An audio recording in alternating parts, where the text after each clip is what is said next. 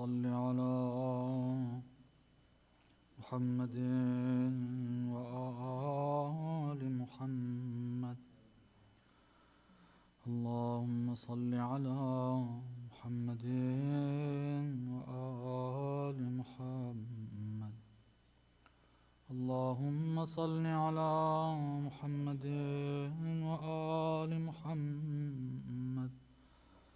لا حول ولا قوة إلا بالله العلي العظيم. حسبنا الله ونعم الوكيل. نعم المولى ونعم النصير.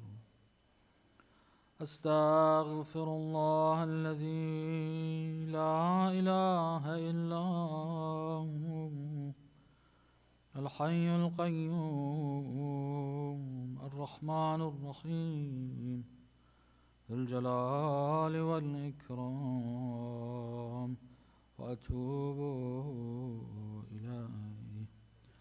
اللهم كن لوليك الحجة ابن الحسن صلواتك عليه وعلى آبائه في هذه الساعة وفي كل ساعة وليا وحافظا وقائدا وناصرا ودليلا وعينا، حتى تسكنه أرضك طوعا وتمتعه فيها طويلا. بسم الله الرحمن الرحيم. اللهم إني أسألك برحمتك التي وسعت كل شيء وبقوتك التي قهرت بها كل شيء وخضع لها كل شيء وذل لها كل شيء، وبجبروتك التي غلبت بها كل شيء وبعزتك التي لا يقوم لها شيء وبعظمتك التي ملأت كل شيء وبسلطانك الذي على كل شيء وبوجهك الباقي بعد فناء كل شيء وبأسمائك التي ملأت أركان كل شيء وبعلمك الذي أحاط بكل شيء وبنور وجهك الذي أضاء له كل شيء. يا نور يا قدوس، يا نور يا قدوس، يا نور يا قدوس، يا أول الأولين ويا آخر الآخرين. اللهم اغفر لي الذنوب التي تهتك العصام. اللهم اغفر لي الذنوب التي تنزل النقم. اللهم اغفر لي الذنوب التي تغير النعم. اللهم اغفر لي الذنوب التي تحبس الدعاء. اللهم اغفر لي الذنوب التي تقطع الرجاء. اللهم اغفر لي الذنوب التي تنزل البلاء. اللهم اغفر لي كل ذنب أذنبته وكل خطيئة أخطأتها. اللهم إني أتقرب إليك بذكرك وأستشفع بك إلى نفسك وأسألك بجودك أن تدنيني من قربك وأن توزعني شكرك وأن تلهمني ذكرك. اللهم إني أسألك سؤال خاضع متذلل خاشع أن تسامحني وترحمني وتجعلني بقسمك راضيا قانعا وفي جميع الأحوال متواضعا. اللهم وأسألك سؤال من اشتدت فاقته وأنزل بك عند الشدائد حاجته وعظم فيما عندك رغبته. اللهم عظم سلطانك وعلى مكانك وخفي مكروك وظهر أمرك وغلب قهرك وجرأت قدرتك ولا يمكن الفرار من حكومتك. اللهم لا أجد لذنوبي غافرا ولا لقبائحي ساترا ولا لشيء من عملي القبيح بالحسن مبدلا غيرك. لا إله إلا أنت سبحانك وبحمدك ظلمت نفسي ظلمت نفسي ظلمت نفسي وتجرأت بجهلي وسكنت إلى قديم ذكرك لي ومنك علي. اللهم مولاي كم من قبيح سترته وكم من فادح من البلاء أقلته وكم من عثار وقيته وكم من مكروه دفعته وكم من ثناء جميل لست أهلا له نشرته.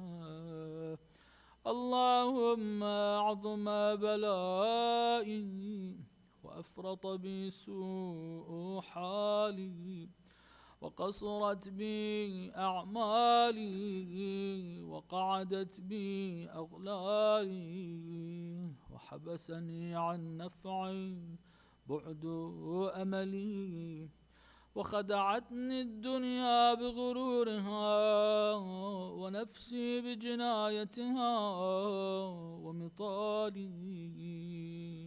يا سيدي فأسألك بعزتك ألا يحجب عنك دعائي سوء عملي وفعالي ولا تفضحني بخفي ما اطلعت عليه من سري ولا تعاجلني بالعقوبة على ما عملته في خلواتي من سوء فعلي وإساءتي ودوام تفريطي وجهالتي وكثرة شهواتي وغفلتي. وكن اللهم بعزتك لي في كل الأحوال رؤوفا وعلي في جميع الأمور عطوفا. إلهي وربي من لي غيرك أسأله كشف ضري والنظر في أمري. إلهي ومولاي، أجريت علي حكما اتبعت فيه هوى نفسي، ولم أحترس فيه من تزيين عدوي، فغرني بما أهوى وأسعده على ذلك القضاء، فتجاوزت بما جرى علي من ذلك بعض حدودك، وخالفت بعض أوامرك، فلك الحمد علي في جميع ذلك، ولا حجة لي فيما جرى علي فيه قضاؤك، وألزمني حكمك وبلاؤك.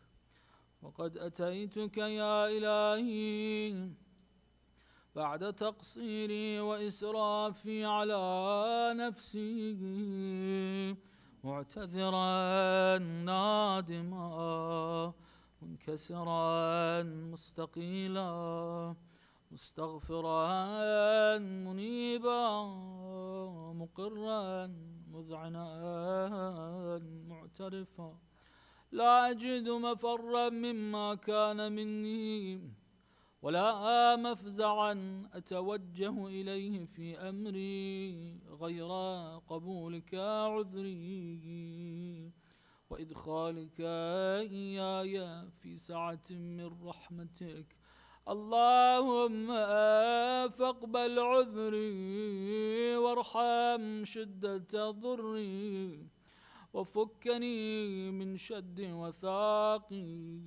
يا رب ارحم ضعف بدني، يا رب ارحم ضعف بدني، يا رب ارحم ضعف بدني، ورقة جلدي ودقة عظمي، يا من بدأ خلقي وذكري وتربيتي وبري وتغذيتي، هبني لابتداء كرمك وسالف برك بي، يا إلهي وسيدي وربي، أتراك معذبي بنارك بعد توحيدك، وبعد من طوى عليه قلبي من معرفتك، ولهج به لساني من ذكرك،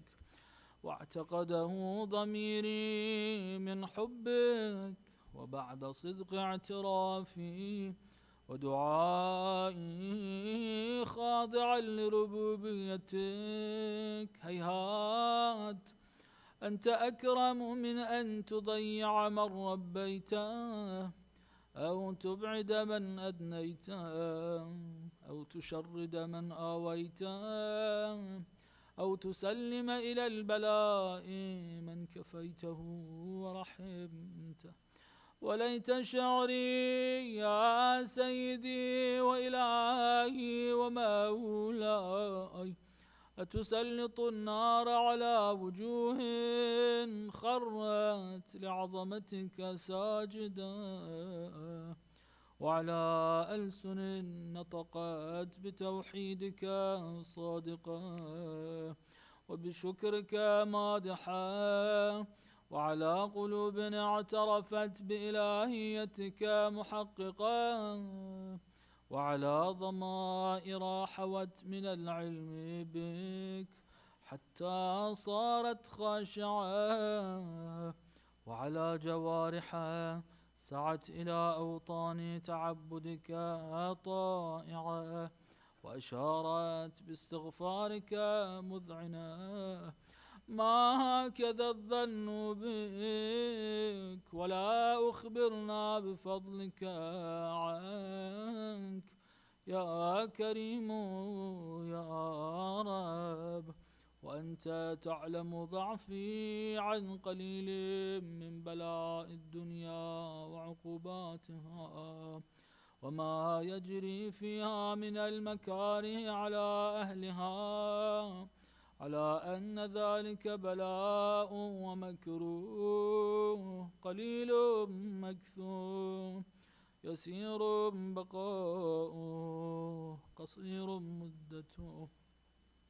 فكيف احتمالي لبلاء الآخرة وجليل وقوع المكاره فيها، وهو بلاء تطول مدته ويدوم مقامه ولا يخفف عن أهله، لأنه لا يكون إلا عن غضبك وانتقامك وسخطك، وهذا ما لا تقوم له السماوات والأرض يا سيدي. فكيف لي وأنا عبدك الضعيف الذليل الحقير المسكين المستكين، يا إلهي وربي وسيدي ومولاي، لأي الأمور إليك أشكو ولما منها أضج وأبكي، لأليم العذاب وشدته أم لطول البلاء ومدته؟ فلئن صيرتني للعقوبات مع أعدائك وجمعت بيني وبين أهل بلائك وفرقت بيني وبين أحبائك وأوليائك، فهبني يا إلهي وسيدي ومولاي وربي. صبرت على عذابك فكيف أصبر على فراقك؟ وهبني صبرت على حر نارك فكيف أصبر عن النظر إلى كرامتك؟ أم كيف أسكن في النار ورجائي عفوك؟ فبعزتك يا سيدي ومولاي أقسم صادقا لئن تركتني ناطقا لأضجن إليك بين أهلها ضجيج الآملين، ولأصرخن إليك صراخ المستصرخين، ولأبكين عليك بكاء الفاقدين، ولأنادينك أين كنت يا ولي المؤمنين، يا غاية آمال العارفين، يا غياث المستغيثين، يا غياث المستغيثين، يا غياث المستغيثين، يا حبيب قلوب الصادقين ويا إله العالمين.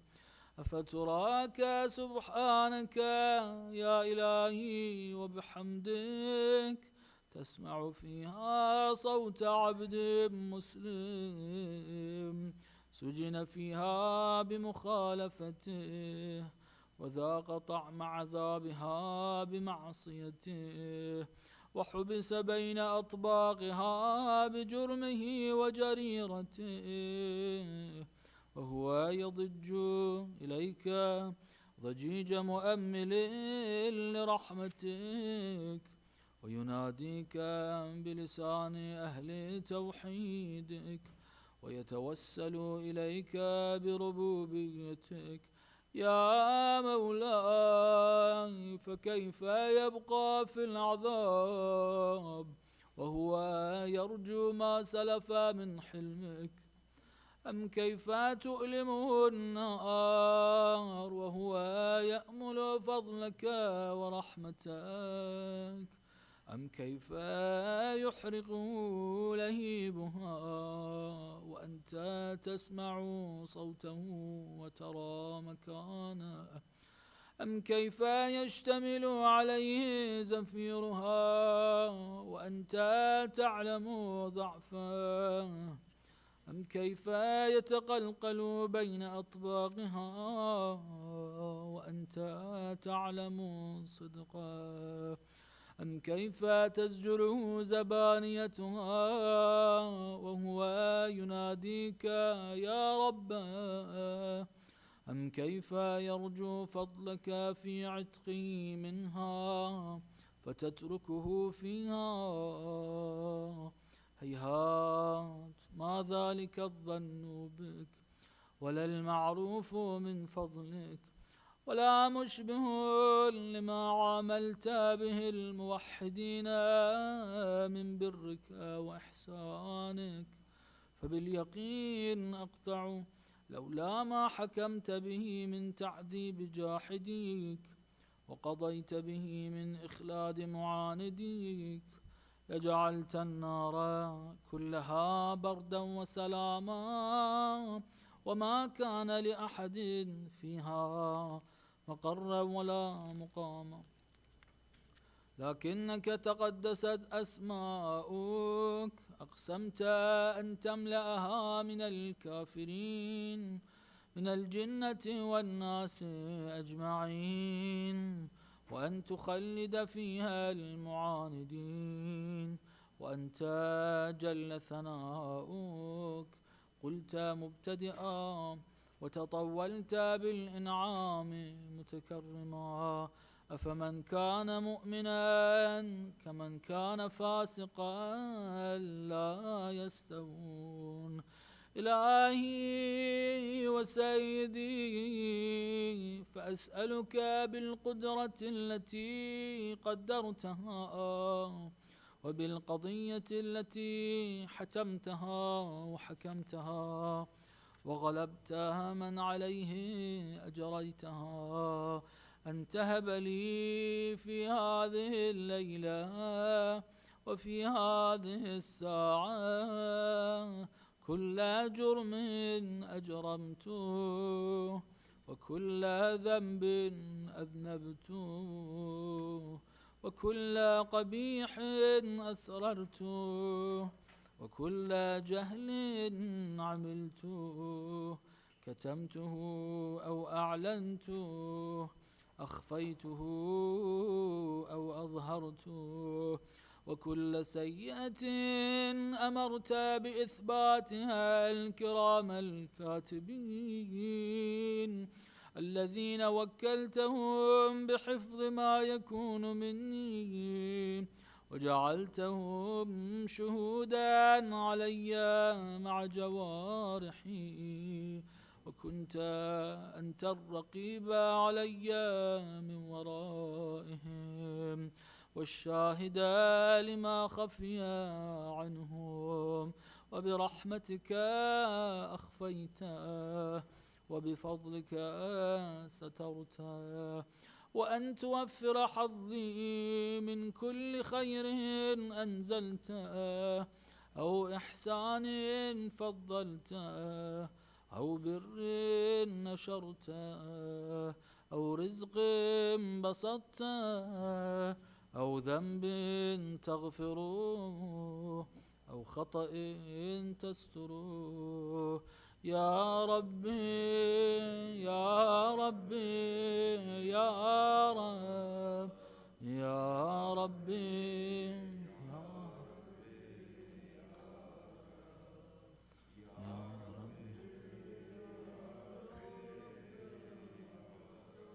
يا إلهي وسيدي ومولاي ومالك رقي يا من بيده ناصيتي يا عليما بضري ومسكنتي يا خبيرا بفقري وفاقتي يا ربي يا ربي يا رب يا ربي يا ربي يا رب يا ربي يا ربي يا رب أسألك بحقك وقدسك وأعظم صفاتك وأسمائك أن تجعل أوقاتي من الليل والنهار بذكرك معمورة وبخدمتك موصولة، وأعمالي عندك مقبولة، حتى تكون أعمالي وأورادي كلها وردا واحدا، وحالي في خدمتك سرمدا. يا سيدي يا من عليه معولي، يا من إليه شكوت أحوالي، يا ربي يا ربي يا رب، يا ربي يا ربي يا رب،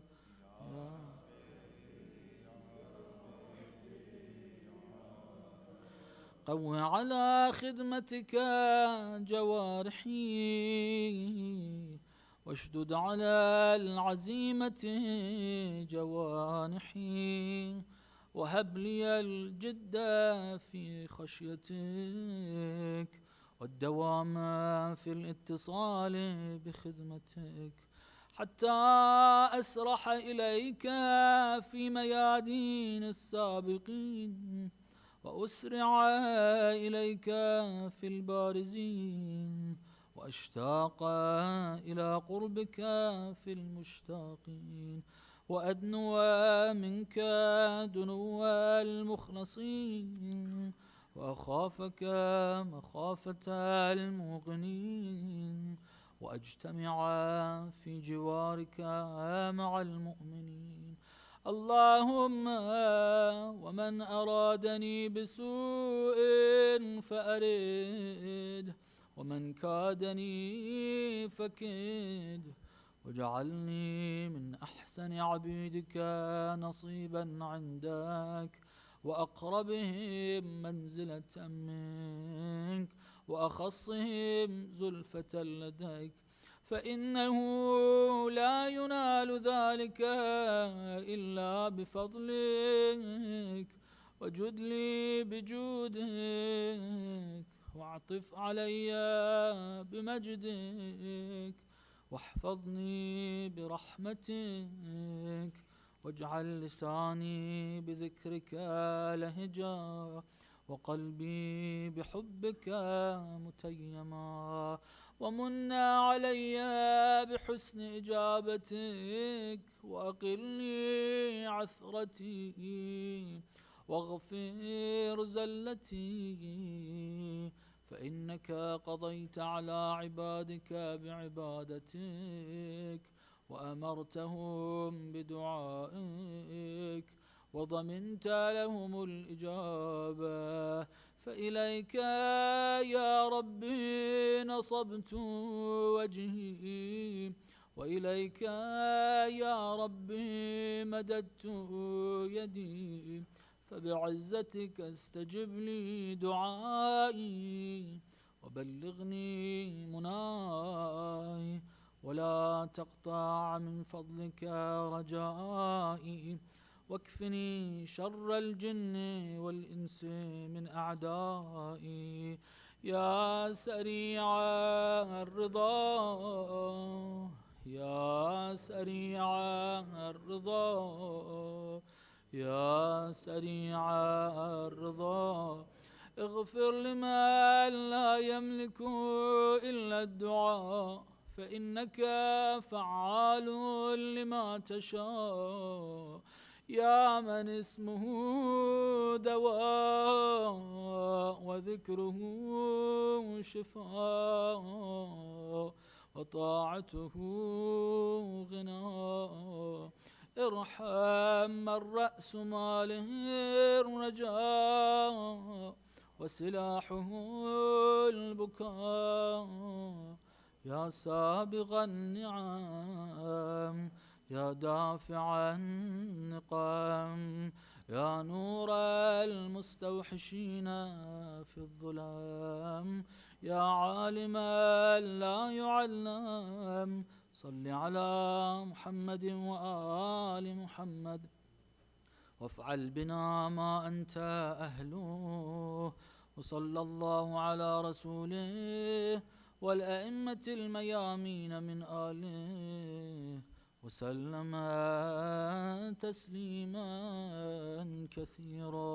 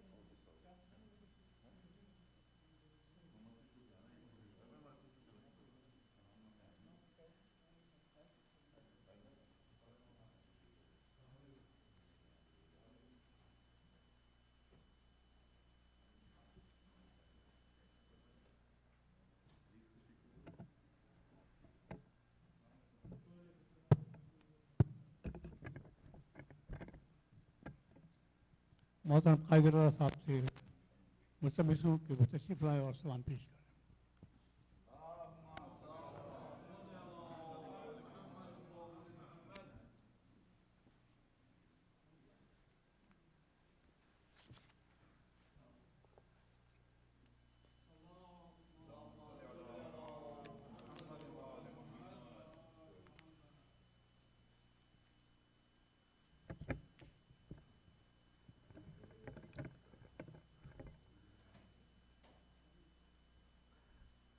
حضرت امام حسین علیہ السلام کی شان میں سلام پیش ہے.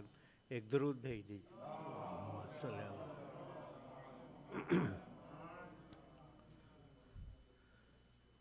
بڑی توقیر تھی اس کے تصدق کی زمانے میں، بڑی توقیر تھی اس کے تقدس کی زمانے میں. حسین ابن علی نے آنکھ کھولی جس گھرانے میں، حسین ابن علی نے آنکھ کھولی جس گھرانے میں. یہ کس کا عزم روشن ہے شہادت کے فسانے میں، یہ کس کا عزم روشن ہے شہادت کے فسانے میں، یہ کس کا ہاتھ ہے اسلام کی بگڑی بنانے میں، یہ کس کا ہاتھ ہے اسلام کی بگڑی بنانے میں. ہزاروں شمر و خولی مٹ گئے ان کے مٹانے میں، ہزاروں شمر و خولی مٹ گئے ان کے مٹانے میں. حسین ابن علی کا نام زندہ ہے زمانے میں، حسین ابن علی کا نام زندہ ہے زمانے میں، نہ بھولیں گے قیامت تک کبھی اہل وفا تم کو، تمہارا تذکرہ ہوتا رہے گا ہر زمانے میں، تمہارا تذکرہ ہوتا رہے گا ہر زمانے۔ شعر دیکھیے، ادھر کی بند آنکھیں اور ادھر ہم کربلا پہنچے، ادھر کی بند آنکھیں اور ادھر ہم کربلا پہنچے،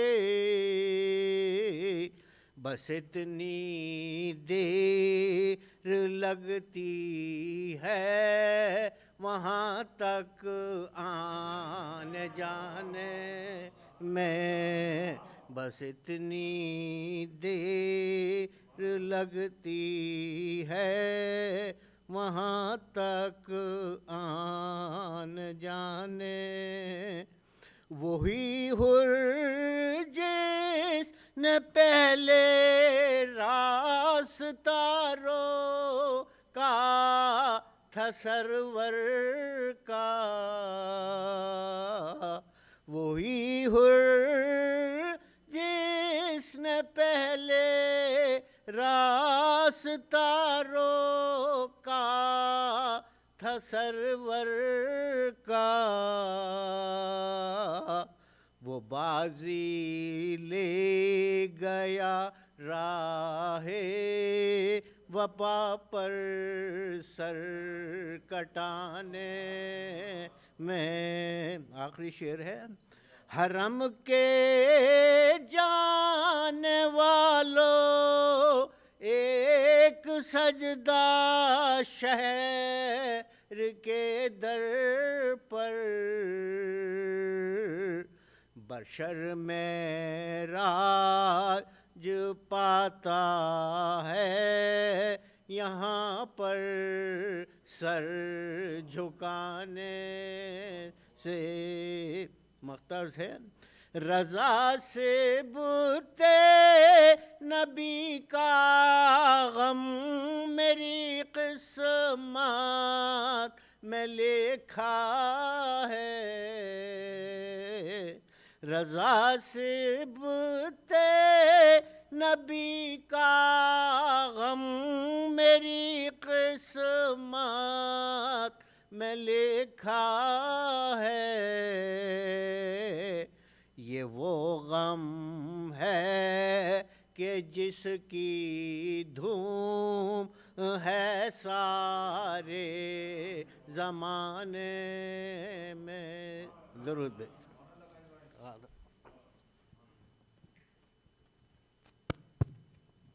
میں جناب علی عباس نقوی اور جعفر نقوی سے ملتمس ہوں کہ وہ مرثیہ خوانے کے لیے تشریف لائیں۔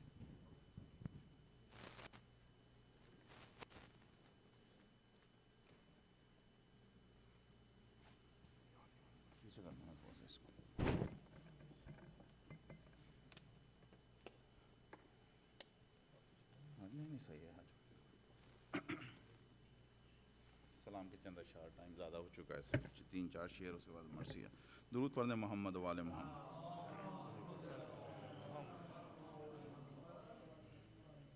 جناب نیّر سرسوی مرحوم کا یہ کلام ہے۔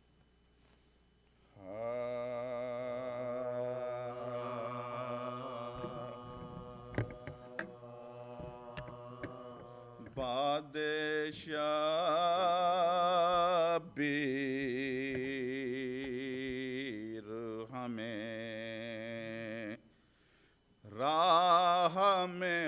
خنجر نہ ملا ارے بادشاہ بیر ہمیں راہ میں خنجر نہ ملا ارے بادشاہ بیر ہمیں راہ میں خنجر نہ ملا ارے گر ملا بھی تو اوقات سے باہر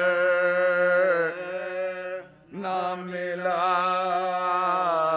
بادشاہ بیر ہمیں راہ میں خنجر اور نہ ملا ارے ان کی آنکھوں پکی خود ان کی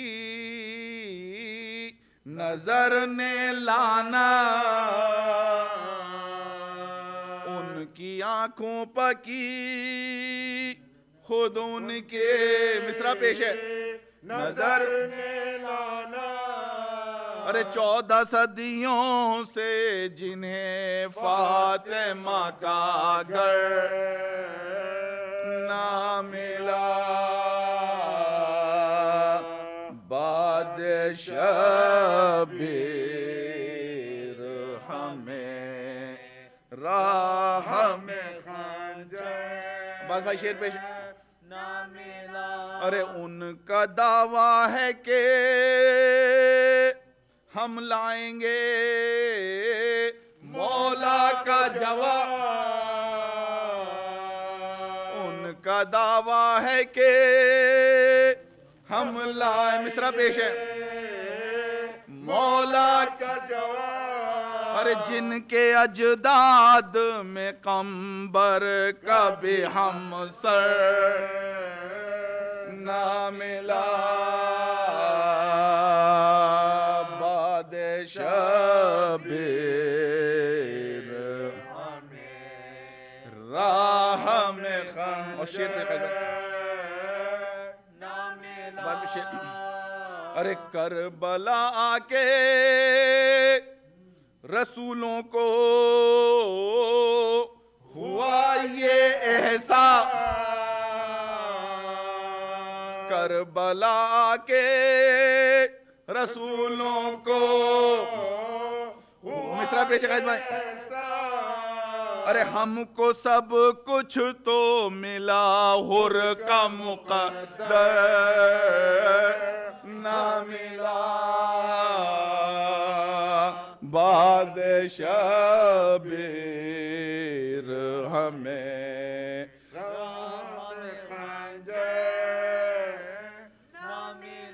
ارے یوں تو دنیا میں بہت صاحب اخلاق ہوئے یوں تو دنیا میں بہت صاحب اخلاق ہوئے ارے کوئی اصغر کی طرح موت سے ہنس کر نہ ملا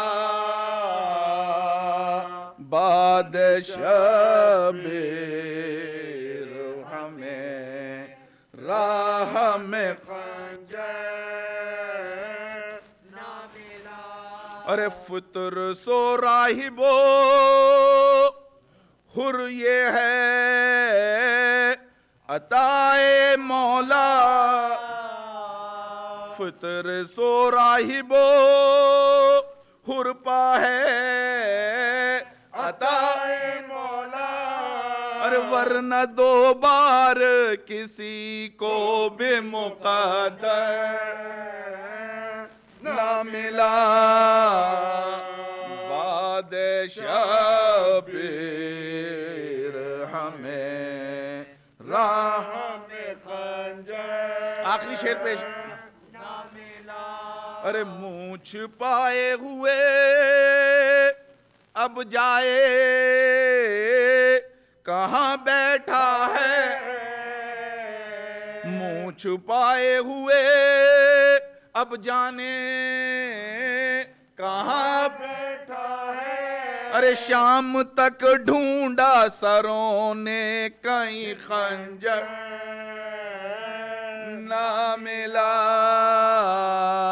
بادشاہ بیر ہمیں راہ میں خنجر اور مکتب نہ ملا ارے انبیاء ہو کے فرشتے کے صحابہ نیر انبیاء ہو کے فرشتے کے صحابہ کوئی ہم رتبہ اولاد پیغمبر نہ ملا بادشاہ بیر ہمیں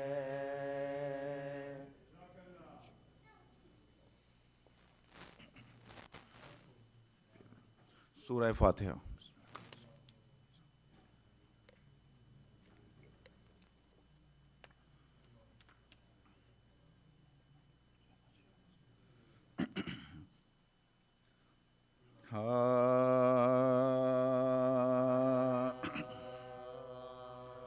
پہنچا دیار شام میں جب سر امام آراستہ تمام تھا بازار شام اور مجمع تھا راستے میں ہر ایک خاص و عام تھا سر برہنہ عطرت خیر الانام ارے قیدی تھے سب اٹے ہوئے گرد و غبار میں اور تھا دہک رہا تن عابد بخار میں ارے تھا سب کے آگے آگے وہی زارونا توق گراں گلے میں تھا پاؤں میں بیڑیاں ارے کھچ سکتی تھی نہ ہاتھ سے اونٹوں کی ریس ارے ایزارگوں کو دیتی تھی زنجیر کے ارے خون ہو گیا تھا خشک یہ امت کا جور تھا گویا کے سارے تن میں تشنج کا تو ارے سر ننگے دیکھ دیکھ کے ہنستے تھے بے کہتا تھا کوئی ہے یہی کن رسول کا ارے دیکھو اسیریہ خلف ابن مرتضی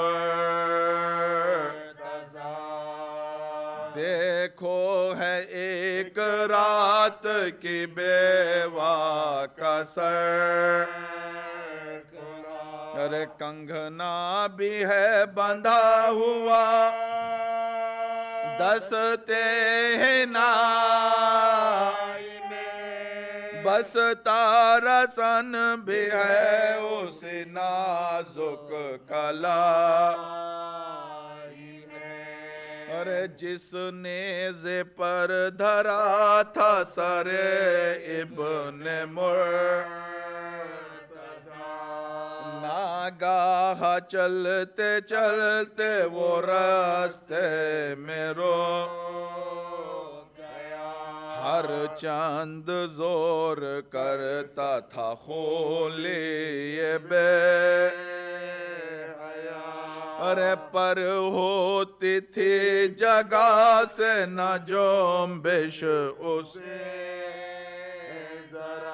ارے بازو تھکے اور زور گھٹا اہل شام کا لیکن نہ اس جگہ سے بڑھا سر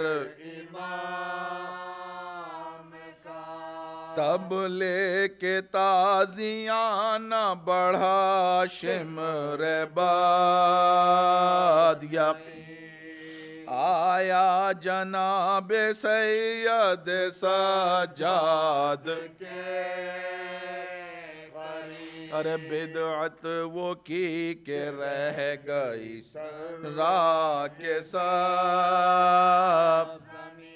ارے سر اپنا پیٹنے لگی تب زینب ارے خون جب خون تازیان میں دیکھا برا کوہرام اہل بیت نبی میں بپا ارے اس ظلم پر تھا دیکھنے والوں کو بھی نیزے پر رو رہا تھا سر شاہ آ کر قریب نیزہ یہ سجاد بولتا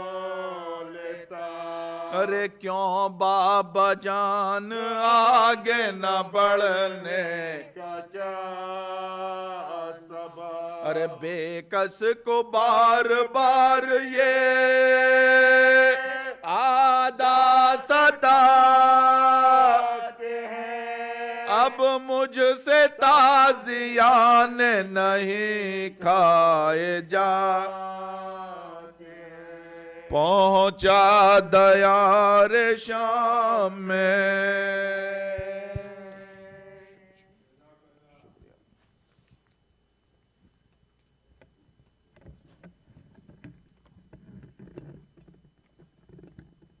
آج کی مجلس جناب معصوم علی، جناب مصطفیٰ رضوی، تحسین رضا اور شجاع نقوی نے اسپانسر کی ہے۔ ان کے خاندان کے مرحومین کی سورہ فاتحہ نام ہے سلیمہ رضوی مرحومہ، طاہر رضوی مرحوم، مرتضیٰ رضوی مرحوم، اور اس کے علاوہ سجاد یوسف مرحوم کے لیے بھی سورہ فاتحہ کی درخواست کی گئی ہے۔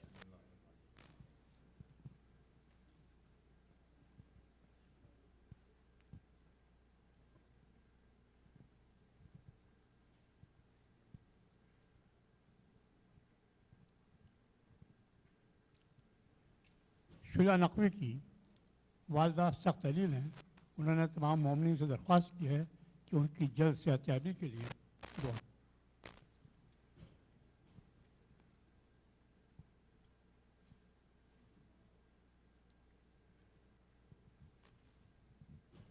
I will request Hujjat al-Islam Maulana Hamza Sodagar to come and address today's Majlis.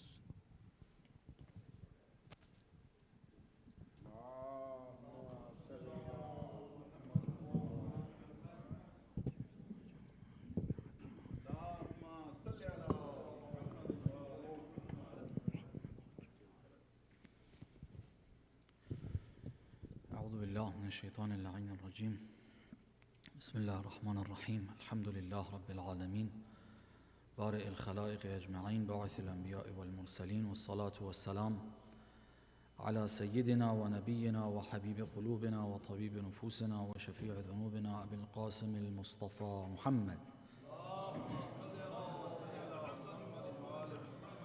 وعلى أهل بيته الطيبين الطاهرين المعصومين المكرمين المنتجبين لا سيما بقية الله في الأراضين روحي وأرواح العالمين لتراب مقدمه الفداء ولعنة الله على أعدائهم أجمعين إلى قيام يوم الدين. For the hastening and the return of our Imam, let's recite the salawat. For his health and well-being, let's recite the second one louder. Allahumma salli ala Muhammad. Inshallah, each and every one of us becomes a true and close companion of that Imam. Let's recite the third one even louder. Allahumma salli ala Muhammad wa ali Muhammad wa ajjal farajam. We said we'll be discussing the aftermath of Karbala under the leadership of Imam Zainul Abideen salamullah alayhi. We want to see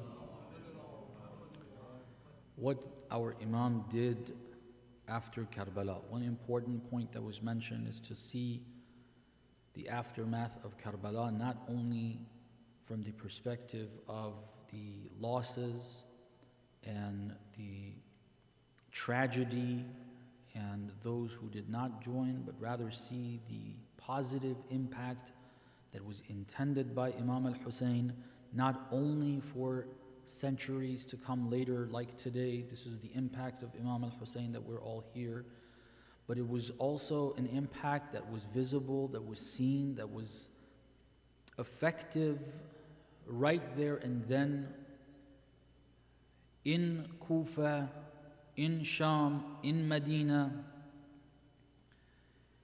And Imam Zainul Abideen salamullah alayhi is the one that will be carrying the flag after Imam al-Hussein, continuing and building off of what Imam al-Hussein had done and what he completed. We have hadith that Imam Zainul Abideen onwards for 3 Imams, they were working towards a relatively short-term plan to re-establish the government of Amir al-Mu'mineen, the government of the Ahlul Bayt. You remember, you've heard in the treaty of Imam al-Mujtaba salamullah alayhi, the treaty should not be read in the context of trying to see what Imam al-Mujtaba agreed or wrote as a treaty between him and Muawiyah. We should read the treaty of Imam al-Mujtaba with Muawiyah as an explanation of what Imam al-Mujtaba is intending with that treaty. In the treaty, Imam al-Mujtaba mentions that we will agree that we will not fight you, Muawiyah, for government, you can have it, but you're not allowed to hand this government over to your offspring. This will not become a royal family, this will not become a monarchy, this will not be one of those systems. You will have it after you will hand it back to the Ahlul Bayt. If Hassan ibn Ali salamullah alayhi is still alive, him, if not Al-Hussein ibn Ali salamullah alayhi, you have to hand it over. Now obviously they know Muawiyah is not going to do that.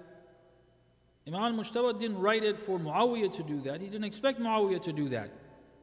For anyone who thinks that when Muawiyah went on the minbar in Kufa, right after signing it and saying, this is beneath my feet, that Imam al-Mujtaba didn't predict that, I don't know how you think of your Imam. Imam al-Mujtaba is much wiser than any of us, much more knowledgeable, understanding of who he's dealing with and what he's doing. That's exactly why he wrote that treaty. That's exactly why he didn't continue to fight, because he understood the conditions more than anyone. We've got to try to see things from his perspective. Anyhow, the point here is Imam al-Mujtaba had planned for the government to be re-established after the death of Muawiyah. The hadith I was referring to that says Imam Zainul Abideen onwards for 3 Imams, they were planning on something short term, and I'll discuss that a little bit. That hadith says that initially the plan was to establish the government of Amir al-Mu'mineen, the government of the Prophet, in the year 70 after the Hijrah. Now do the math. The year 61 is when Karbala occurred, okay? So Karbala in the plan of the Ahlul Bayt was what? It was the beginning of a movement to re-establish the government of Amir al-Mu'mineen. The battle of Siffin with Muawiyah was not over. The battle with the Umayyads was not over. They were planning after Muawiyah to move in the direction of re-establishing the government of the Ahlul Bayt. Imam al-Hussein started. The conditions, of course, all conditions in a material sense are not under the control of the Ahlul. They're supposed to do their share. The people should have done their share. They didn't do their share. It didn't happen. The hadith said because the people didn't follow through with their promises, with their pledges, with what they were supposed to do, Allah subhanahu wa ta'ala did not grant them. This was a blessing to have the government of the Ahlul Bayt. Is a blessing for us.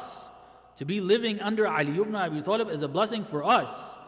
For us to be able to have the government of the 12th Imam is going to be a blessing for us, not for him. Imam al-Hujjah is who he is. Imam al-Hussein is Imam al-Hussein. Whether he has government and everybody bows to him, kisses his hand, kisses his feet, or not, nobody does that. Imam al-Hussein is Imam al-Hussein. Imam al-Mujtaba is Imam al-Mujtaba. Whether everybody praises him, says, long live Mujtaba, long live Hassan ibn Ali, or they say, oh, you are the one who caused these problems for the mu'mineen, mudhillul mu'mineen, and all the nonsense they said to Imam al-Mujtaba. Imam al-Mujtaba doesn't change. It's their misfortune not to have Al-Hassan ibn Ali as their governor. It is our misfortune that we don't have the 12th Imam as our ruler. Okay? The Ahlul Bayt were fulfilling their responsibility towards Allah. God said, if, okay, you guys didn't do your share, I won't bless you with the government of Hussein ibn Ali. You won't have it. So what happened? Hadith says it was postponed. It was postponed up to when? The year 140. 140 is close to the time of the Shahada of Imam al-Sadiq. Imam al-Sadiq was martyred a little before the year 140 after the Hijrah. What do we learn from that? Allahumma salli ala Muhammad. The plan of Imam Zainul Abideen up to Imam al-Sadiq salamullah alayhi was to establish, or in other words, re-establish the government of the Ahlul Bayt in the year 140. That was their plan. That's what they're working for. That's what they're working towards. In order to get to those goals that Islam has in mind, a government was needed. A government is needed for people to move towards what Allah subhanahu wa ta'ala has prepared for us if we follow His command, if we follow His orders, His instructions, His teachings. One of the important elements, necessary elements, is government. As long as we are governed by tawaghit, as long as we are governed by people whose direction in their government, in their leadership, is not Allah, is not God's laws, is not God's instructions, society will not move in that direction. The obstacle is what? The obstacle is government. As long as you have Muawiyah's ruling people, the direction will be the direction of Muawiyah. What's the direction of Muawiyah? Hell. Okay. Not paradise. Not paradise on earth, not paradise in the hereafter. It's going to be hell on earth and hell in the hereafter. Okay. If you want to have paradise on earth and paradise in the hereafter, you need Hussein ibn Ali to rule over you. You need Imam Zainul Abideen to rule over you. You need currently the Imam of our time to rule over us. So that's why the Ahlul Bayt worked towards that. What we said yesterday, which was to keep the memory and the remembrance of Karbala alive, that shock that initially happened, then reminding people of that. There are many, many different wise reasons and wisdoms behind why that was done. Some of it was for long term, which we see the effects today. Some of it had to do with that.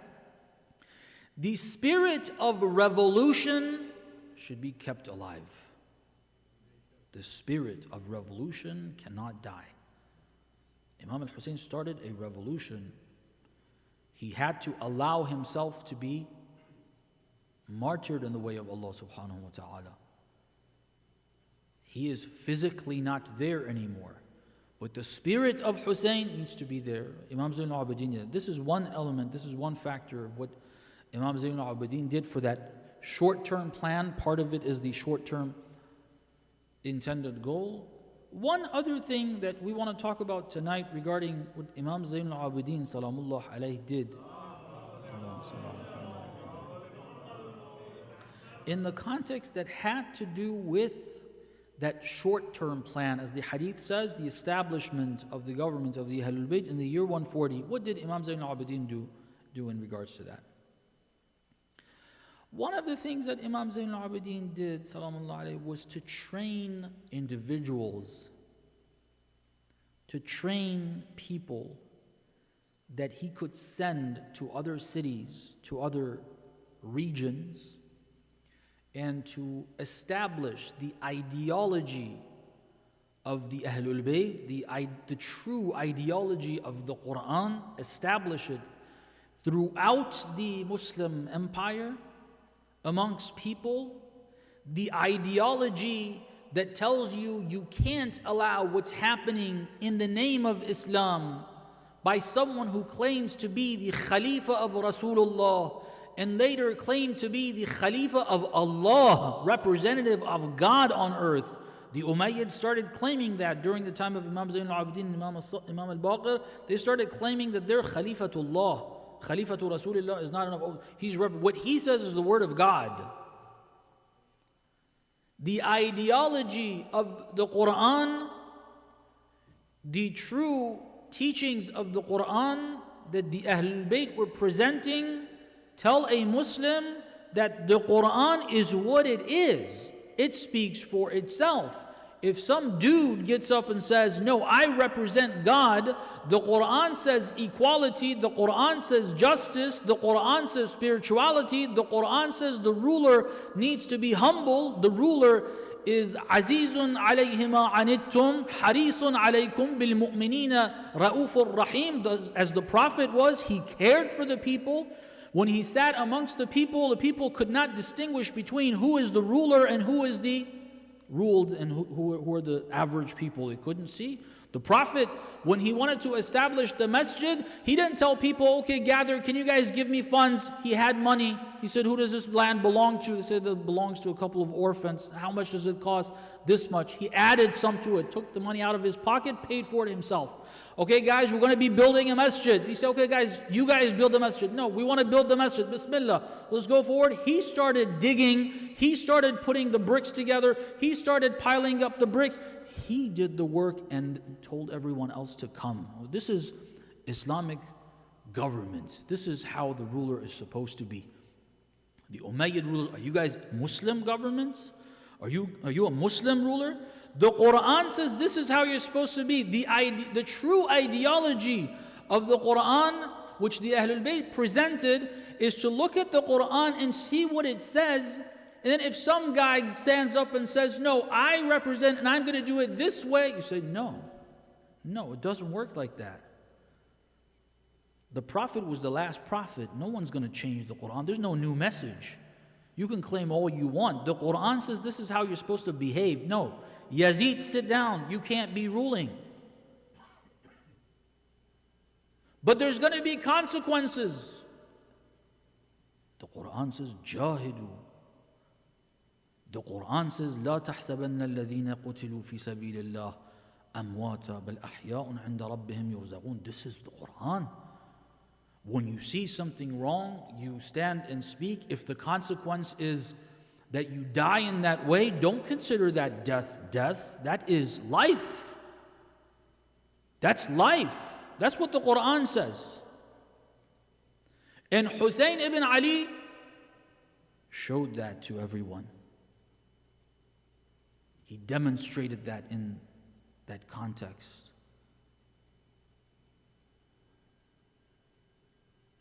This ideology of Islam with the whole package, looking at the Quran, checking everything with the Quran.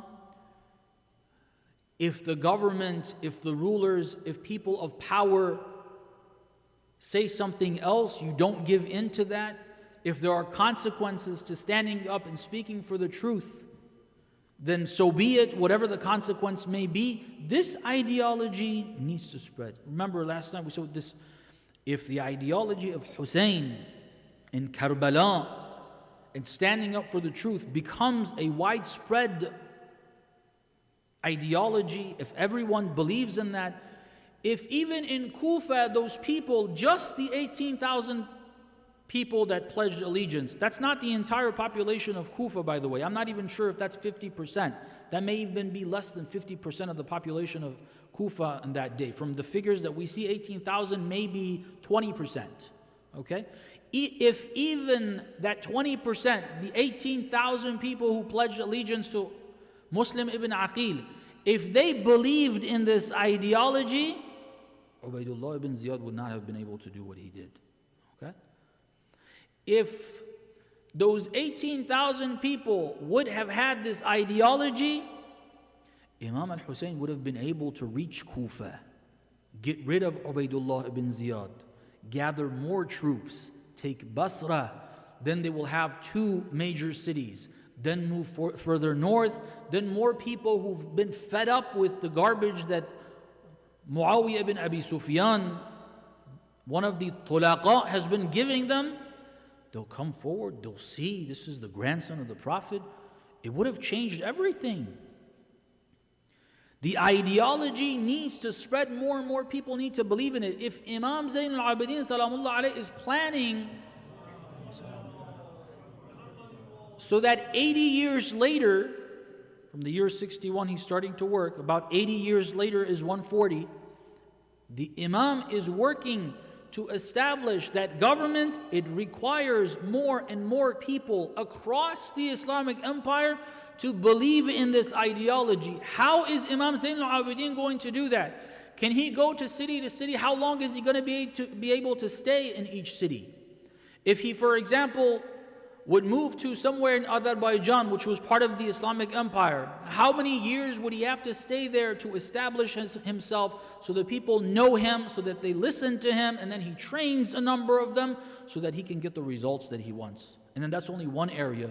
Then you left Medina. What happens to Medina? The work of Yazid and then the following Khalifa is going to be changing the mindset, all the work you did on people to... If the Imam is supposed to go by himself, this is not going to work. What did the Imam do? He started training individuals and then sending them across. Instead of one person going from city, no, create. Instead of working on a large number of people all at once and you don't know how many of them benefit, how many don't, you train one person with deep knowledge, with political insight, with a strong spiritual foundation, someone who believes Allah subhanahu wa ta'ala is in charge, someone who believes it doesn't matter how many weapons, what the number of the army of Yazid is, none of that matters. Allah subhanahu wa ta'ala is in charge. Hasbunallahu wa ni'mal wakeel. Someone who believes in that. Okay? You create such a person, then send them across. That is going to be someone who will start training the masses over there. Imam Zainul Abideen did this. One of the figures we discussed last night is Abu Khalid al-Kabuli. Abu Khalid is sent over there to his region, and eventually his teachings work. Let me give you a little bit of history about how this happened, because a lot of this history we don't hear too much of during this period. When does the result and the effect of the work of Abu Khalid al-Kabuli start revealing itself? Abu Khalid is probably sent there somewhere in the 70s after the Hijrah, or maybe a little earlier than that. That's when he is sent over there to Kabul. When do you see the results? You see the results around 115, 120-ish, 130-ish is when you see the results. It takes decades of work. Okay. But you see the results. What happens? To demonstrate the events that take place there, and we see what happens over there, which leads effectively, part of the goal of the Ahlul Bayt does happen. Part of the goal was to establish the government of the Ahlul Bayt. What do you need to get rid of? You need to get rid of the Umayyad. That part happened. That worked out. It was the work of the Ahlul Bayt salamullah alayhim ajma'in that got rid of the Umayyad dynasty. But unfortunately, there's certain unfortunate things that happen that if we were discussing Imam al-Sadiq salamullah alayhi, we should be talking about that. That instead of establishing the government of the Ahlul Bayt after getting rid of the Umayyads, it established the government of another tyrant, the Abbasid dynasty. And the misfortunes that happened during that time, that's for another time. The positive part, the effect of the work of Abu Khalid al-Kabuli. You've all heard of Zayd al-Shahid, rahmatullah alayh, this great companion of Imam al-Baqir, although he was the brother of Imam al-Baqir, but he considered himself the companion of Imam al-Baqir.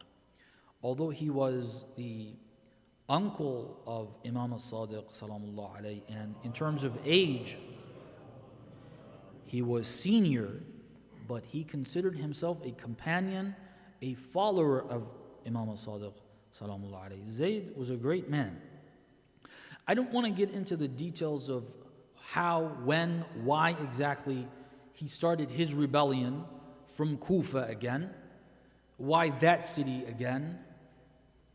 I don't want to get into all of that. I just want to remind us that it's around those times that I mentioned, around 120-ish or so, that, or a little before perhaps, 115 or so, that Zayd begins his rebellion against the Umayyads from Kufa.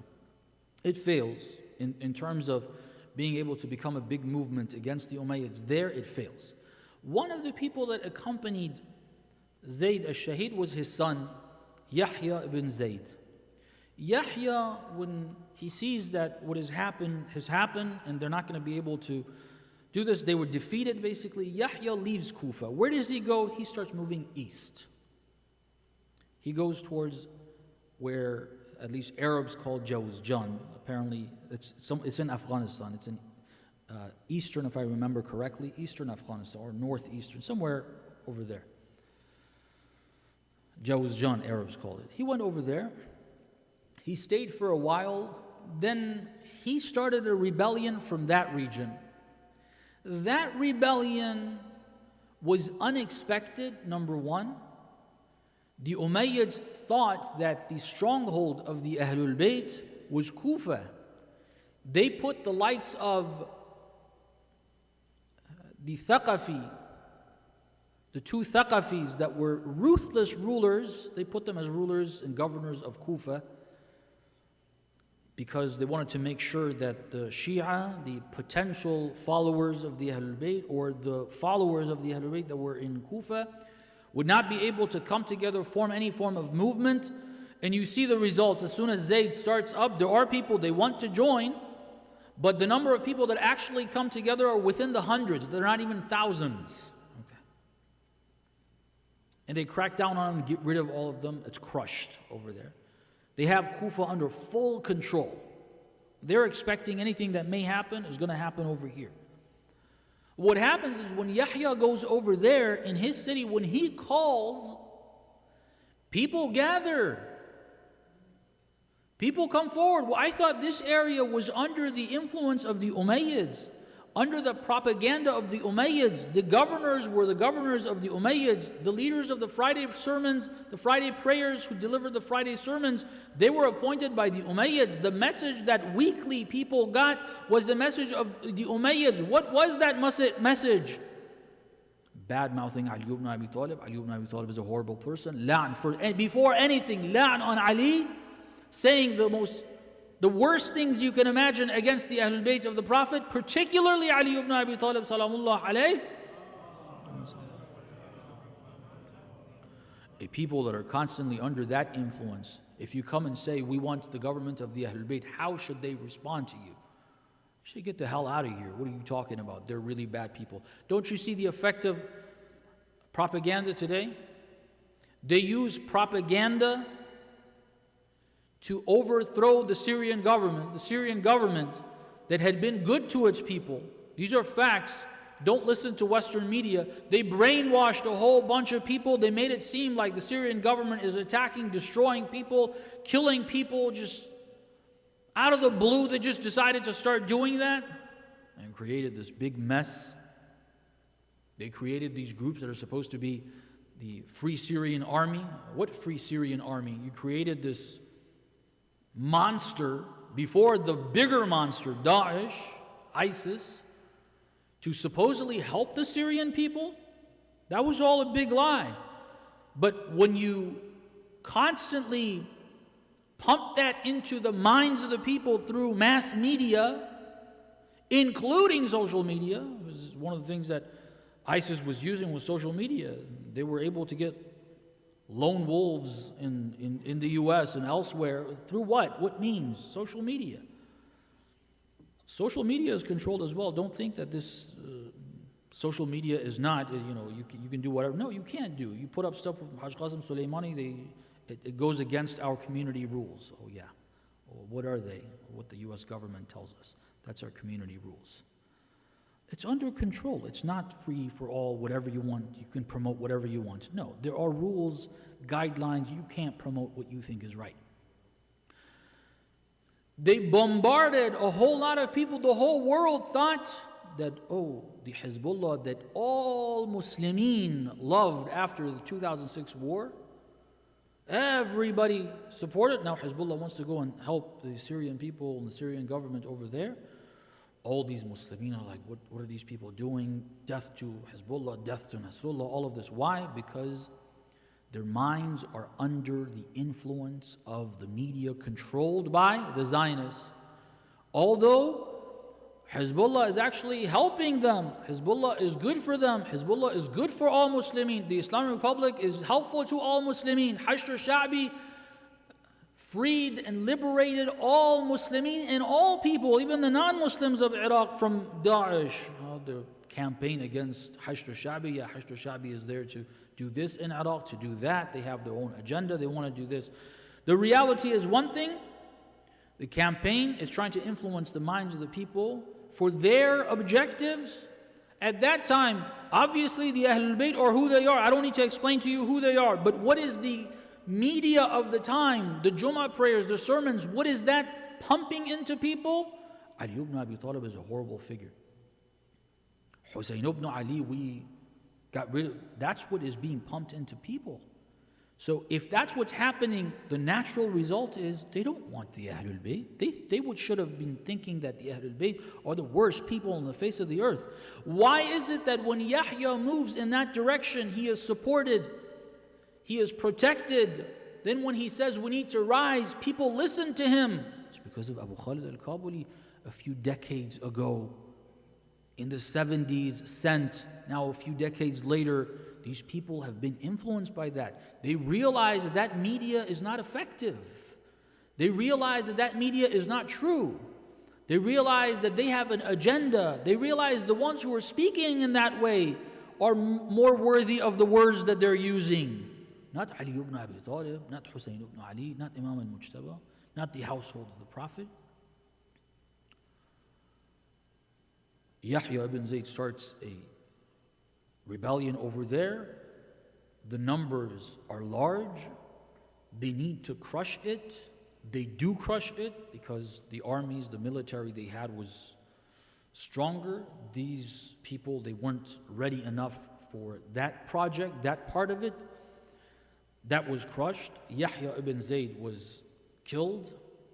They kept his body at the entrance of the city to see for days, perhaps weeks. They let it stay there. So everyone would know, if you want to follow that, this is what's going to happen to you. They made an example of him.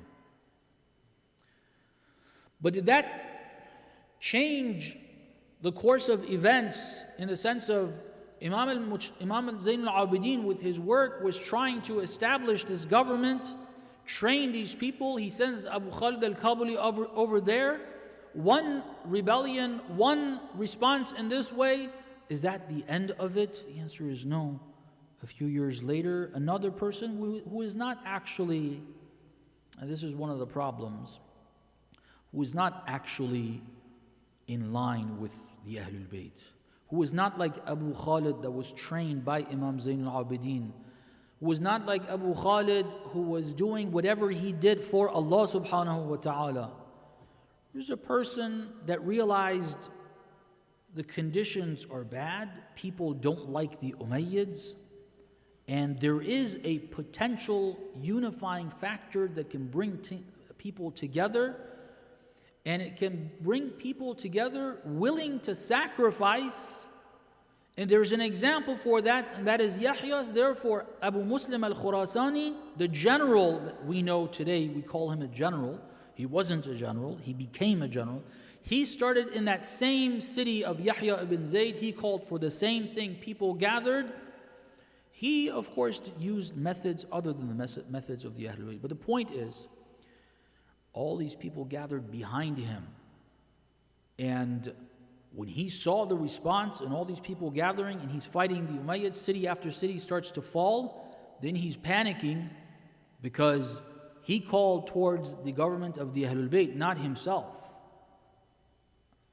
And he's not the Ahlul Bayt, that's very clear. So he's trying to figure out what he's going to do next. Who is the Ahlul Bayt that I'm going to hand this? Who can I work with that when they come to power, I would be in power as well? This is what his thought process is. He came to Medina. He sent messengers to the various factions of Banu Hashim. That's his understanding of the Ahlul Bayt. He sent messengers to Banu Abbas, some of whom were around in Sham somewhere. The children of Abdullah ibn Abbas, who were somewhere in Sham, in that area. Then you had, at the time, Imam al-Sadiq. Then you had the Hassani clan. You had them in Medina. You had others, they're scattered different places. He sends messengers. He tries to meet with Imam al-Sadiq. He meets with the Hassanis. He sends messengers to the Abbasids. Eventually, he's able to cut a deal with the Abbasids. And so he brings them to the throne. He puts them in power. And then one of the first things they do is get rid of Abu Muslim al-Khurasani. And they strengthen the foundations of their government. You have the Abbasid dynasty beginning. This is a brief history of that time. The involvement of Imam Zainul Abideen, Imam al-Baqir, Imam al-Sadiq in this process is something that I insist everyone understand. Unfortunately, when I was told, and we were generally told, the history of the Umayyads falling and the Abbasids coming to power, it seemed like the Ahlul Bayt had nothing to do with it. The Ahlul Bayt are just teaching their sessions. Imam al-Sadiq is busy with his sessions over there. Imam al-Baqir before him was teaching, I don't know, math, chemistry, and everything. But he doesn't really, he's not involved in any of this. This is incorrect. This is not a correct picture of what was happening. No. Imam Zainul Abideen, Imam al-Baqir, Imam al-Sadiq were involved in this process. So one of the things, let's get back to this point, one of the things Imam Zainul Abideen did to be able to move towards that short plan of establishing the government of the Ahlul Bayt in the year 140 was to train certain individuals with knowledge, with spirituality, with political insight, send them to different regions, start working on the local population to give them true Islam. And then when those numbers increase, when the Ahlul Bayt call for an uprising, they are ready. They will join and they will establish the government of the Ahlul Bayt. This is important for us, brothers and sisters, today. We need to learn from this. We need to learn from this. There's various aspects of it that each can be discussed. Each has a lesson in it that we need to try to understand and see how we can apply it. Some of them I wouldn't want to discuss. For example, Imam Zainul Abideen trained these people. Are we wanting to talk about training these people? No, that's not something for this session. What is important, though, in this session is what you see at that time Imam Zainul Abideen doing is very much relevant to our time in being and living at a time close to the advent of the arrival of the Imam of our time. Okay, the Imam of our time, Ajjalallahu Ta'ala Farajahu Sharif,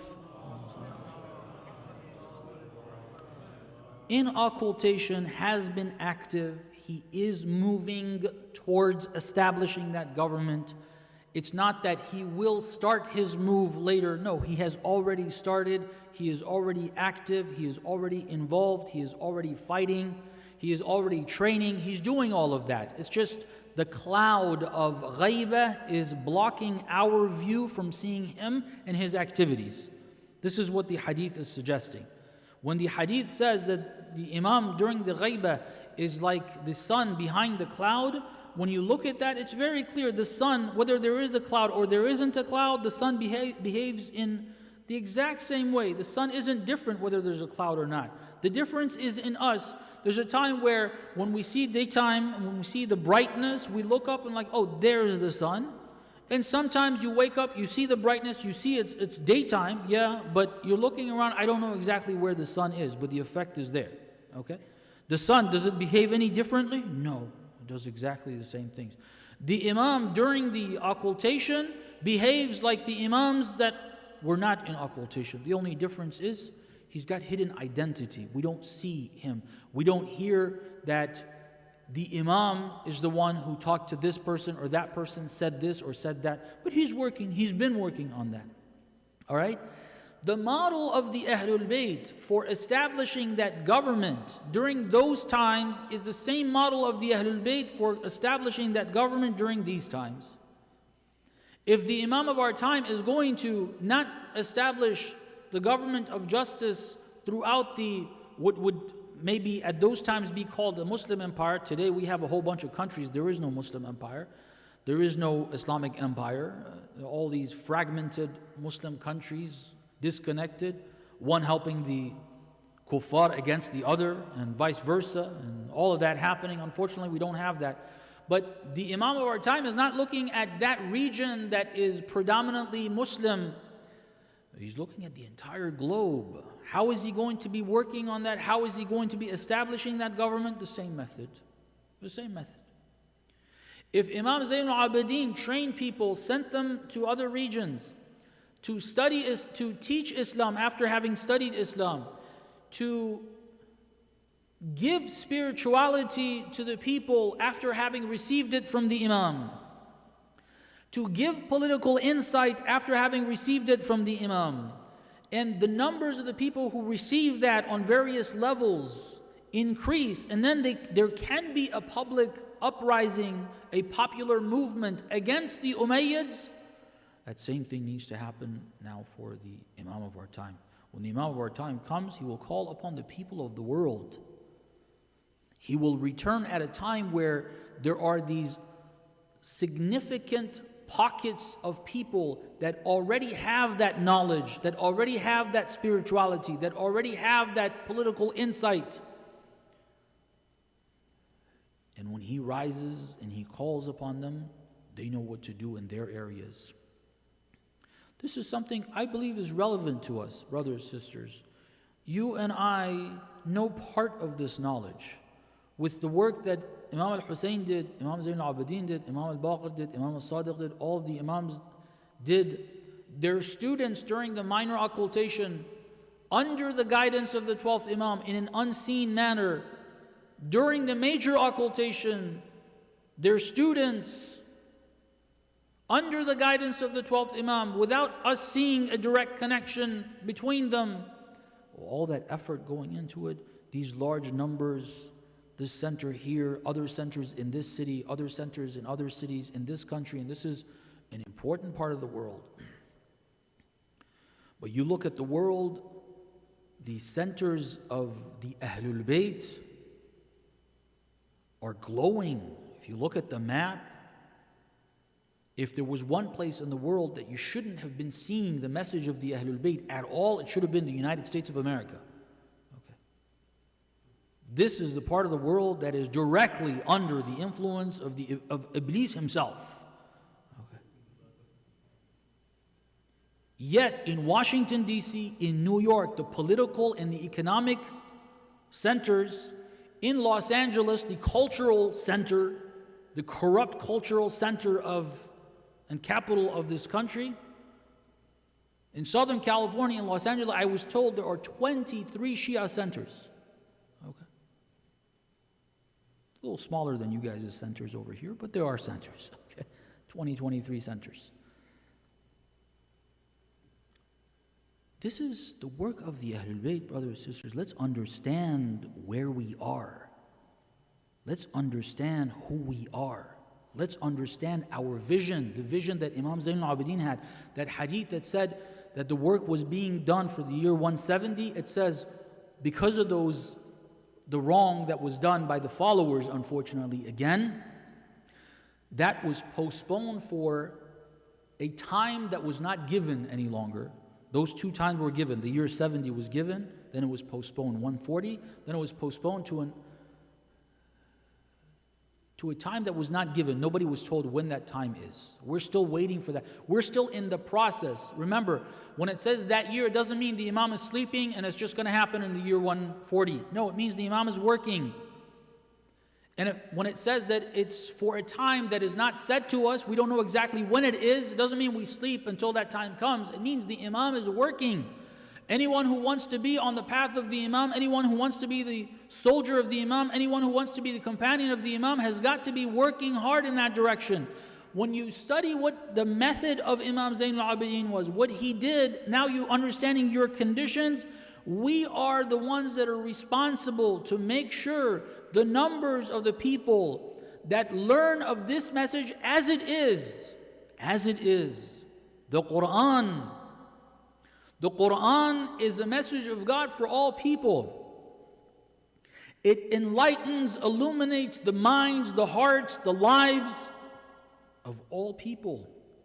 All nations, all people will live in prosperity in this world. Shayateen reverse that, flip that up, and they say, oh yeah, this guy, terrorist, Islam equals terrorism, Islam equals horrific things, Islam equals discrimination against women, discrimination against this. What are you and I doing here? Is this all just happening and we're just like, yeah, all this is happening and we're not doing anything about it? Are we the followers of Imam Zainul Abideen? Are we followers of the Ahlul Bayt? Do we understand what they did? Do we understand what we're doing today? Do we understand where we are? What our future is? The more you think of this, the more you realize that we are responsible. Imam Zainul Abideen trained Abu Khalid al-Kabuli, sent him over there. Okay. Well, at this time, unfortunately, we don't have that opportunity in that particular way to expect that the 12th Imam is going to train us. Of course, he does. He does in a different way. Maybe some other night we'll discuss that a little bit. But that's not something. What we can do is, okay, the Imams have taught, those words are available. Sahifa Sajjadiyya is available. Dua Abu Hamza al-Thumali is available. These du'as are not just du'as like, okay, we need rizq, let's go pick up Sahifa Sajjadiyya. What's the dua on rizq? Read it, inshallah. We'll get a paycheck of $5,000 this month, inshallah it'll work. No, that's not what it's for. Okay. That's not what it's for. It's not a magic spell, It doesn't work. It's not like go read that dua on rizq. You'll realize that it tells you why are you even worried about your rizq. That's really what it says. One of the lines in that dua is, Allah, make me such that I don't want the rizq that you don't want for me at this time. Okay? Oh, that's the rizq of the heart. That's the rizq of the mind. More than money and house and debts and this and that.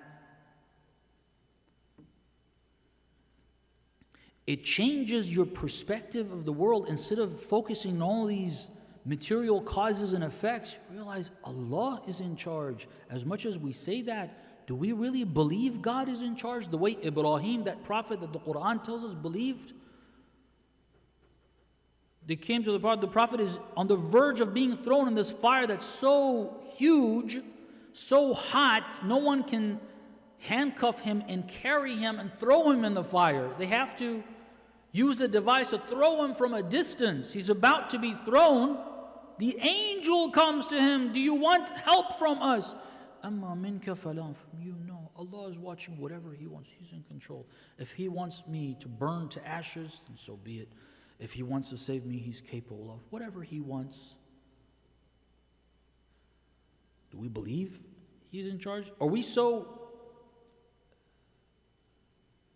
worried about our sustenance, our family's sustenance? Do we believe God is in control? Ibrahim, again, another example. These examples are mentioned in the Quran. The Ahlul Bayt, have shown that. And there, I want to use these Quranic examples because I want to refer us to the Quran. The Ahlul Bayt referred us to the Quran. Ibrahim left his wife and child in the middle of the desert, walked back because God said that. What's going to happen?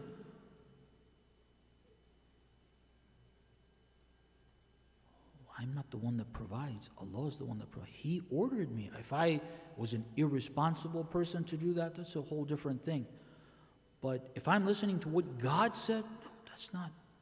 God is in charge. Do we really believe in that?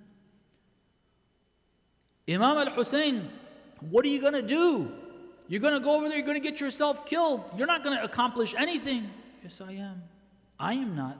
God is. I'm listening to what he said. What's going to happen after you? What's going to happen to your family? What's going to happen to Imam? Maybe they're all killed. The whole thing is dead. These are the thoughts that come to us. You want to say the right thing? Like, yeah, we understand what you're saying, Shaykh, but don't talk about this because our centers will be shut down. Well, is Allah in charge or was Trump in charge? And today this Biden that I don't know what day he's going to fall to his death, okay? Is he in charge? Are these people in charge? Or is Allah subhanahu wa ta'ala in charge? If Allah is in charge, is it our taklif to say these things or not? If it is, let them come and shut it down. God's message is not going to be unheard.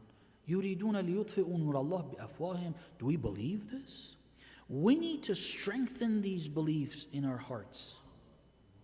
All right? We need to look at Imam al-Hussein and see how he believed in all of this. When we beat our chests that asking Imam al-Hussein, get that belief into this heart when I beat it. And then when we get that, then share this message. Wallah, the message of Islam, any open heart will find it to be true. You don't need to butter anything up. You don't need to try to, just say what it is. Anyone with an open heart will see it, will accept it. That's just the nature of God's message. Don't spice anything up. Just say it as it is. Imam al-Hussein, if we say the story as it was, who he was, what he stood for, the rest of the Imams, just say what it is. Anyone with an open heart, those whose hearts are closed, let them be. Okay, it doesn't matter. We don't need them anyway. Anyone with an open heart will come to this. And that's, if we do this, if we start to make sure that the right beliefs, the right behavior, we learn it and we start implementing that, and then we start working on increasing the numbers, something that we are not working too much on, what Imam Zainul Abideen did using his methods, then you'll see that, yeah, these cities, instead of, see, look, you see all these protests. You saw, I'm sorry, I've already taken a little more than what I expected. Just very couple minutes. You see protests, riots, they call them. There's public anger. People are angry at certain things that just don't change. They kill this person in this city. They say, oh, we fired the guy, take him to court, this, that, the other. He killed a person, just relieve him of his responsibility. That's it, nothing else. Okay? They go out on the streets, they protest. The 99% thing, the Occupy Wall Street before that. All these different people are angry. They're upset. But they don't know what to do. They don't know what the solution is. They don't know what the direction is. What should we do? They come out, they express that anger. Then back to what it was again. Not really too much. It shows that people they need direction. People do understand there's very wrong things that happen. There's no direction. Islam is that direction. You and I have that available to us. And how much of it we understand is a different thing, but it's available to us. The Quran is available to us. These are solutions for all problems of mankind. We have to share this, give that, and then when the right time comes and the people are supposed to rise with the right direction, the leadership of the Imam of our time, it's there. Who did that? You guys did. Your presence in Long Island did that. Okay. If we can be the companions of the 12th Imam, we can be students of Imam Zainul Abideen and do this, and we can be just going about, and hopefully we're not, inshallah you're not, inshallah you're trying your best, and inshallah we ask Allah subhanahu wa ta'ala to give us more tawfiq to be more involved in this. Sallallahu alayk, Ya Abu Abdullah.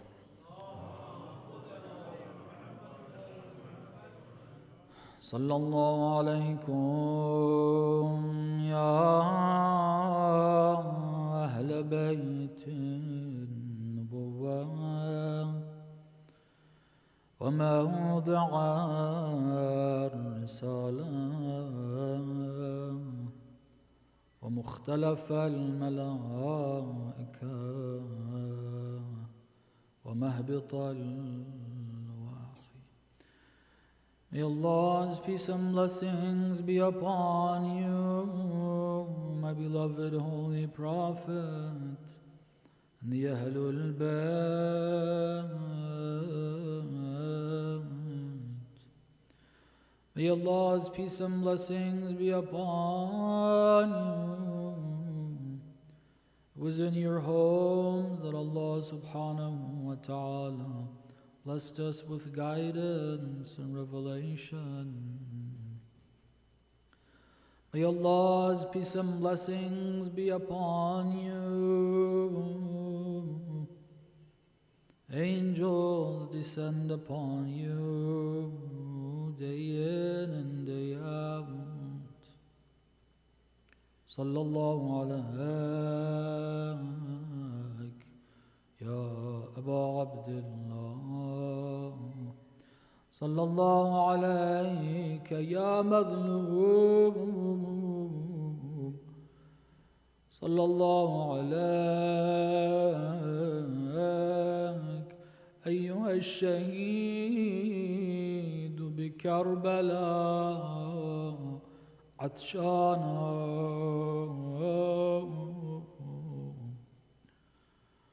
Arba'een is approaching, brothers and sisters. I wish I could have joined the ones who were walking towards Karbala. Inshallah, we all wish for that. Many times we can't do things, at least we can wish for it. Allah subhanahu wa ta'ala, inshallah, will accept. Arba'een, the return of the Ahlul Bayt to Karbala. I'm sorry, it's not conventional to mention that masa'ib, but my heart went in that direction. The Ahlul Bayt arriving in Karbala.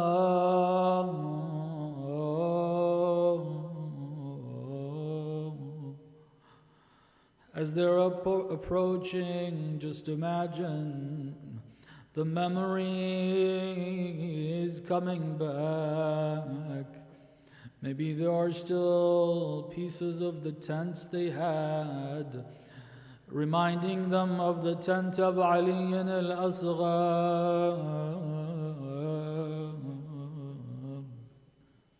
Ya Zainul, this is the first time she's arriving on the grave of her brother. Ruhi fidak, Ya Hussein.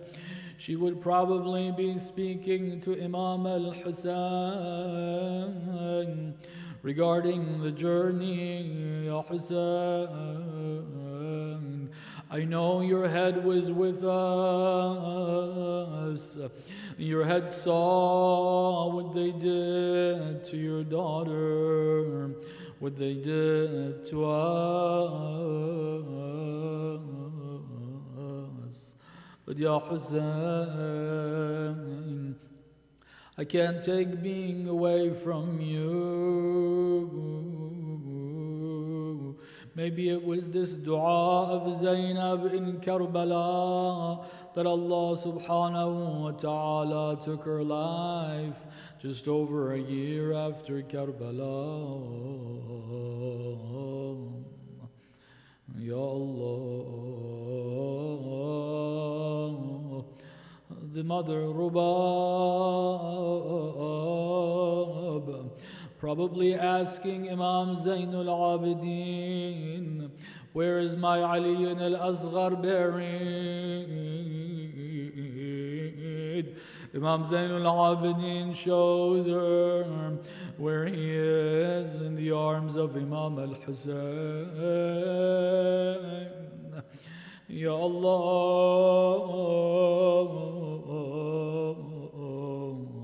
perhaps the lady Zainab would be saying or remembering, my brother, don't ask me where your daughter is.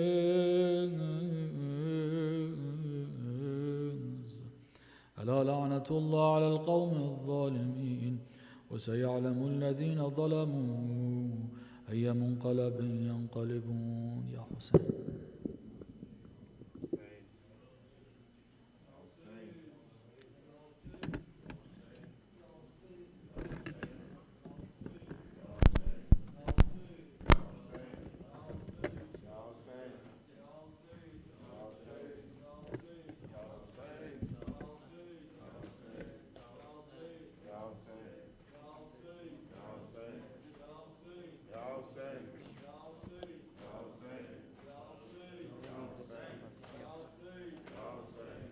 Fatima Zahra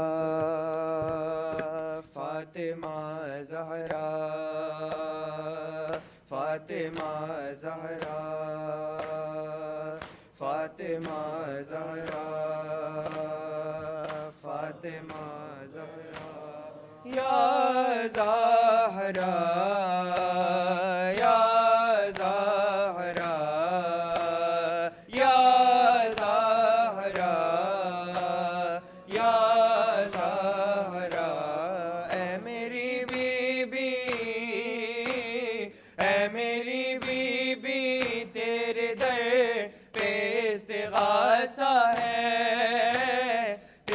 ممنون میری شہزادی یہ جہاں سارا ہے یا زہرا یا زہرا یا زہرا تو ہمیں حفظ اور امان دے دے اپنی چادر کا سائبان دے دے تیری قدرت میں کیا نہیں بی بی تجھ سے چاہے دو جہاں دے دے یا زہرا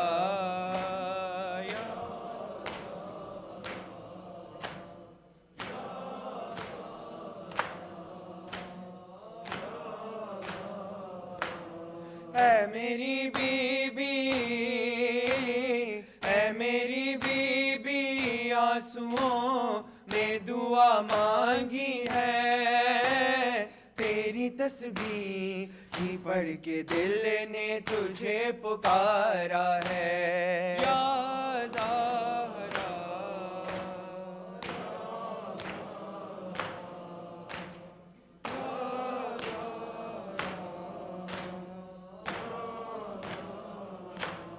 تیرا دربار وہ سخی در ہے ہر فرشتہ جہاں گداگر ہے تیرا مقروض آسماں والے تیرا مقروض ہر سکندر ہے یا زہرا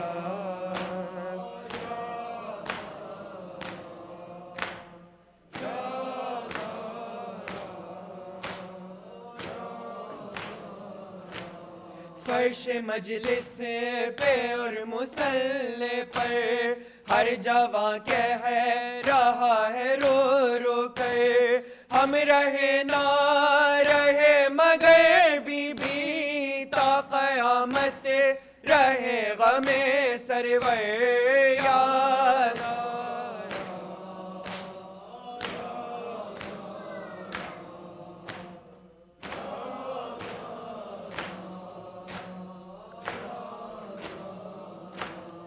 فرض مومن سے غم جدا کر دے، بس غم کربلا عطا کر دے، بے خطا قید میں ہے جو مومن، معجزے سے انہیں رہا کر دے یا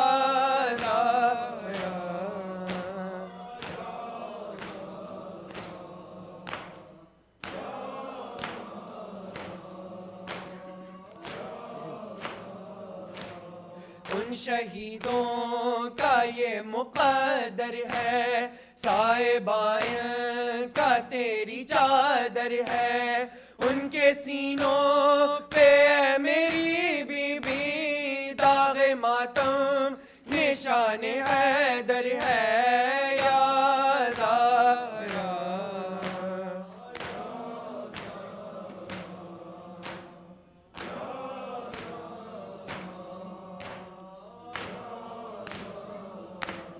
تجھ کو امت نے یوں ستایا ہے، مرگ محسن پہ بھی رلایا ہے، تجھ کو بابا کے بعد امت نے ہائے دربار میں بلایا ہے یا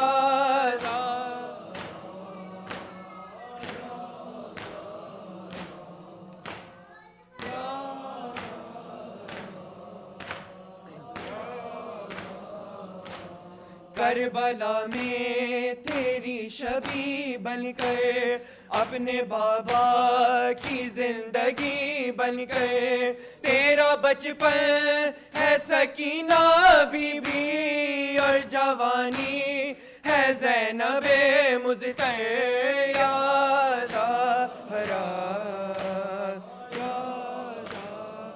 فاطمہ زہرا، فاطمہ زہرا، فاطمہ زہرا یا حسین۔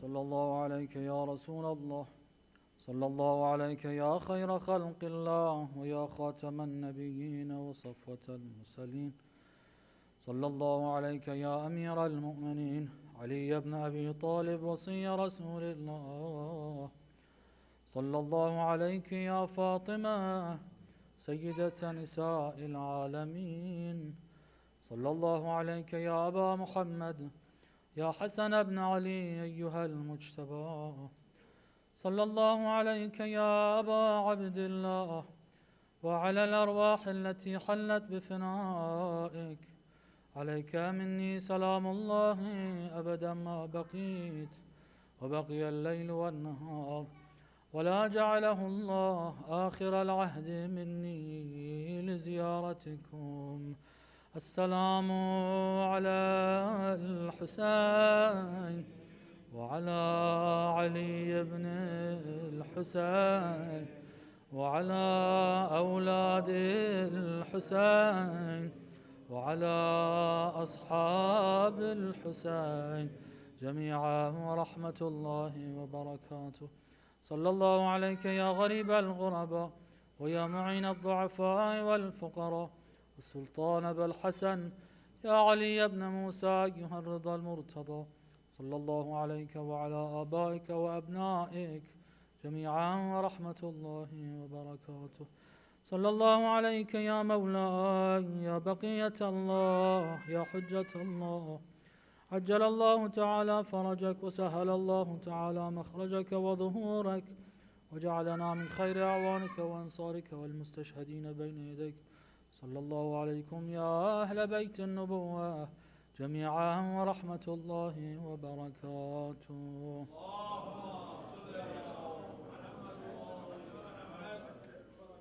بسم الله الرحمن الرحيم. اللهم كل وليك الحجة ابن الحسن صلواتك عليه وعلى آبائه في هذه الساعة وفي كل ساعة وليا وحافظا وقائدا وناصرا